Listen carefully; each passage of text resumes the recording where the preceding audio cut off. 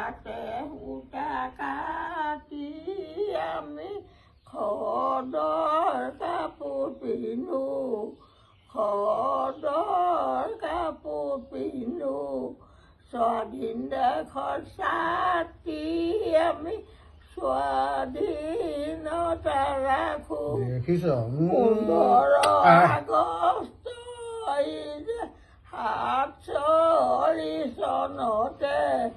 47 চনতে অহিংসা বাণীৰে কোনো ভাৰত স্বাধীন হ'লে স্বাধীন কাৰণে কত যুৱক যুৱতী এই নিজ মত দেহা স্বৰ্গ কুচলিলে কুশল কোঁৱৰ কনক লতা ভোগে চৰিয়া আত্মাৰে পুজিলে মাটি পূজাইনী হৈ কুশলে ল'লে ফাঁচি কনকে যে গুলি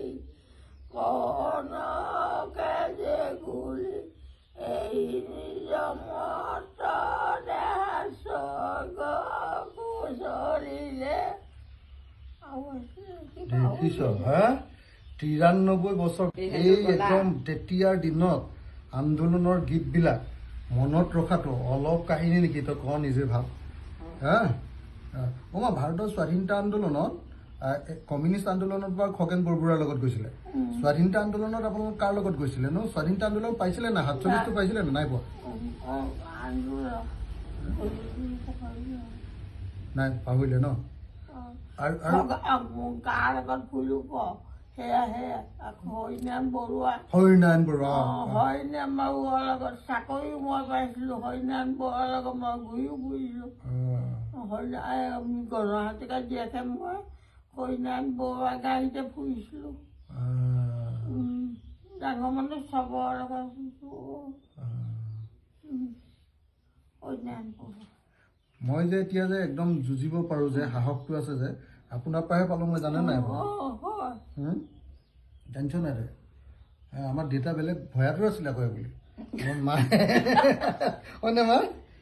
মাহে মেইন একদম ইমান কষ্ট কৰি ঘৰ খুলিলে আমাৰ